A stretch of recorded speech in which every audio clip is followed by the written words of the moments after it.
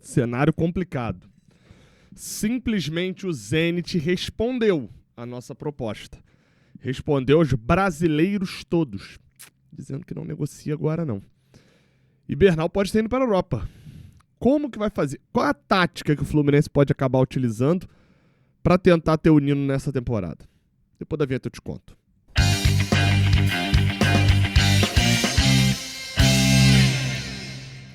Seja bem-vindo, você guerreira de todo o Brasil, de todo mundo. Aqui é o canal Raiz Tricolor, eu sou o Gabriel Amaral, eu sou jornalista e sou tricolor. Deixa um like aqui embaixo, se inscreva aqui no Raiz Tricolor para dar aquela moral pra gente, sempre tentando trazer aqui muito conteúdo relacionado a Fluminense. E a gente aborda agora uma notícia que saiu neste sábado à noite, que foi a notícia publicada pelo Caimota lá no GE. Globo de que o Zenit mudou a sua rota, esfriou o interesse do Fluminense e dos outros brasileiros e não abre brecha para propostas pelo Nino. A matéria diz que o Cruzeiro e o Palmeiras também procuraram a equipe do Fluminense, a equipe do Zenit, né, para tentando uma negociação pelo zagueiro, mas receberam uma negativa e que o Fluminense, que até tinha o sinal verde para o negócio em novembro, também não rolou. Vamos lá, deixa eu te explicar aqui o que aconteceu, tá? Segundo lá a apuração do pessoal do GE.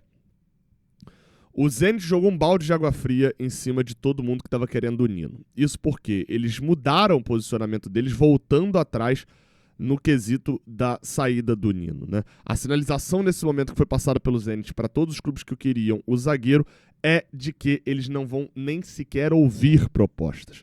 Não se trata uma questão de quanto você vai pagar, nem a forma como você vai pagar. Se trata de que eles não querem perder o jogador por agora. Obviamente, o principal atrapalhado nesse caso acaba sendo o Fluminense, porque nesse momento está sem zagueiro, né? Mas no caso do Nino, chama atenção também o fato de que o zagueiro que queria muito voltar vai ter sua volta adiada, né? Havia um otimismo no cenário e agora os russos já deram aquele recado de que não vai rolar nada, tá? Na última resposta, que eu acho que pode acabar virando a solução para o Fluminense, o Zenit meio que deixou a janela aberta para o meio do ano. Por quê? Porque o cenário atual do Zenit é de que a temporada atual do Nino é muito boa e eles não querem liberar o Nino agora no meio da temporada da Rússia. Ficou acordado que uma nova rodada de conversas vai acontecer. Aliás, tinha ficado acordado que uma nova rodada de conversa aconteceria agora, no final do ano, mas no cenário atual, essa conversa ficou para o meio do ano que vem. Eu acho que algumas lições vão ficar sobre essa situação do Nino. Primeiro, como resolver essa situação. Bem, a princípio, aguardar até o meio do ano. O Zenit vai ter mais tempo para se planejar, vai ter mais tempo para contratar outro zagueiro e talvez até mais um tempo de pressão do Nino querendo voltar para o Brasil por um motivo nobre, um motivo justo, não é um motivo só de tô com saudade do feijão e etc, né? Então, a solução talvez seja essa, aguardar até o meio do ano. Qual que é o problema, tá? O problema maior desse cenário todo é que o Fluminense não tem até o meio do ano. Por que o Fluminense foi o mais prejudicado? Além de ser o time que tinha mais chances de contratar o Nino, não pensando na negociação com o Zenit, pensando na negociação com o jogador, o Fluminense era o que tinha mais chances de contratá-lo. Ou seja, por isso já é o primeiro ponto de ser o mais prejudicado. O Fluminense hoje é o que tem o setor da zaga, já o tinha como prioridade, mesmo sem perder jogadores. E o Fluminense simplesmente não perdeu um jogador. O Fluminense perdeu um craque, que é o Thiago Silva.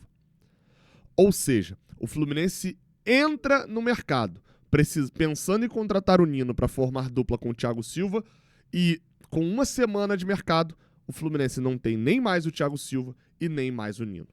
Hoje, os zagueiros do Fluminense, já com as saídas do Manuel e do Thiago Santos confirmadas, os zagueiros do Fluminense para a próxima temporada, neste momento, são Ignacio e Freitas, a dupla titular, e no banco, Igor Rabelo, o general, E Davi Schwindt, talvez dá pra botar nessa conta, com Kaique Almeida e Luan Freitas voltando de empréstimo. Gente, isso não é zaga pra jogar Série A do Campeonato Brasileiro que a gente quer jogar. Isso não é zaga pra jogar Libertadores. Pode dar muito certo. Ignacio e Freitas pode dar. São jogadores que têm grandes jogos pelo Fluminense, mas a média não é muito boa. Ou seja, o nosso cenário pra zaga ficou desesperador. Desesperador. E aí a gente aprende algumas lições com o Zenit também. Porque vale lembrar, óbvio que pro Zenit é mais fácil porque eles têm muito dinheiro. São Petersburgo, Rússia, Gazprom deve botar uma grana lá neles também.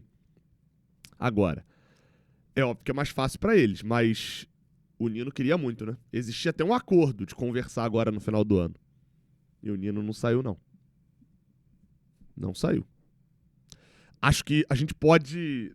Novamente, eu sei que as situações são diferentes, mas acho que a gente pode entender um pouco a situação do acordo feito com o John Arias no meio do ano, né? A gente olha para a temporada do Fluminense e a gente vê que as reposições elas foram muito mal feitas ou mal planejadas, ou até nesse caso, por exemplo, acabam não acontecendo. A reposição do Nino não foi diretamente, mas indiretamente a reposição do Nino é o Antônio Carlos. Nem tá mais no Fluminense. A reposição do John Arias, efetivamente, alguns vão levantar o dedinho para falar, olha, você vai dizer Santi Moreno, né? Eu vou falar, sim, a reposição do John Arias é o Santi Moreno. Aí alguns vão levantar o dedinho e falar, não, a reposição do John Arias é o Lúcio Acosta. Claro, porque o Lúcio Acosta deu muito certo, então, né, vamos falar que a reposição de um craque é... Só que não, gente, a reposição, o Lúcio Acosta, ele é nitidamente uma reposição ao Paulo Henrique Ganso com problema do coração que o Lescano não tinha funcionado. Ou seja, ele é uma reposição de dois caras que estavam no elenco. Né? O Lúcio Acosta joga por dentro. Então não é isso. A reposição do João Arias é o Santi Moreno, que também... E agora a reposição do Thiago Silva, que poderia ser o Nino, não será. O Fluminense tem dinheiro nesse momento, aí cai por terra aquilo que eu tinha falado lá atrás sobre o baixo investimento, né? Era um baixo investimento considerando o Nino. Falei isso na notícia. Falei, ó, vem o Nino e não esperem 3, 4 contratações de 5, 6 milhões de dólares igual foi na reta final do ano depois do Mundial, não. Agora, sem o Nino, o Fluminense vai ao mercado com dinheiro. Vai encontrar um jogador que satisfaça seu desejo? Dificilmente. O Nino não era só um grande zagueiro. O Nino era ídolo também. Então vai ser difícil. A gente tá muito ferrado se não acertarem muito nessa contratação de zagueiro. Enfim. Que merda. No meio do ano, a gente... há uma possibilidade, vou só fechar aqui com esse parênteses aqui, tá? Não duvidaria do Fluminense ir atrás de um zagueiro agora e aguardar até o meio do ano, segurando ali esse dinheiro, segurando o cartão de crédito, para poder tentar buscar o Nino no meio do ano, tá? E aí segurar essa capacidade de investimento. Só que assim, primeiro semestre do Fluminense tem um turno de Brasileirão até a Copa do Mundo, são 18 rodadas. As primeiras fases de Copa do Brasil, a quinta fase, acho que a sexta também, que é onde a gente entra. E tem fase de grupos da Libertadores, tá? Não vou nem contar o Carioquinha, não. Só pra dizer. Pra gente ter calendário no segundo semestre que a gente se importe, o primeiro semestre tem que funcionar. Olha só, nesse domingo tá rolando o final da Copa do Brasil, que a gente gostaria muito de estar, mas não estará. Mas enfim, lá na KTO você tem odds interessantes, por exemplo, uma odd aí que você pode aproveitar, o Odão, que é Corinthians campeão e Memphis Depay com mais de 1,5 participação em gol, ou seja, uma assistência e um gol, por exemplo, pode acabar acontecendo. Tá pagando 8 isso daí. Se você quiser ser um pouquinho mais comedido lá na KTO, você pode, por exemplo, vir aqui, ó, cadê? Copa do Brasil, você vem aqui no Corinthians e bota só o Corinthians sendo campeão, beleza? Ou então, se quiser ser um pouquinho, né? Um pouquinho mais... O Corinthians sendo campeão tá pagando 2,10. Que aí até no pênalti rola, né? Tem Hugo Souza. Eu, por exemplo, vou botar 20 aqui no Corinthians sendo campeão. Se o Corinthians for campeão, eu ganho 42, tá? Essa vai ser a minha aposta do domingo. Lá na KTO tem odds muito interessantes. Lembrando, joga com responsabilidade, é pra maior de 18 anos. Não é pra você gastar o dinheiro que você não pode perder, tá? É só o dinheiro que você pode perder Então, vai lá na KTO usando o link que tá aqui na descrição que você me dá uma moral.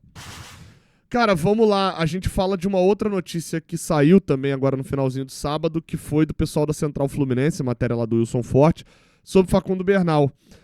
Diz ele na matéria que o Fluminense, que ainda não tem nenhuma contratação para 2026, já sabe que o staff do Facundo Bernal segue em busca de propostas na Europa e tem a saída do Fluminense como seu principal objetivo. Tá?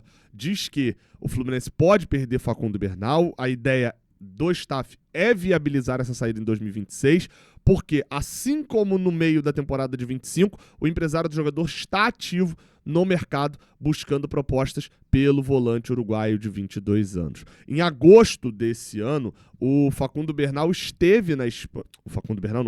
O empresário do jogador esteve na Espanha e estava até tentando intermediar uma transferência com o Real Betis. No final das contas, o Fluminense não aceitou seguir com as negociações, e aí o jornal uruguaio, o Ovación, que é um departamento do El País, né, diz que o Betis sinalizou na época com uma oferta de 7 milhões de dólares.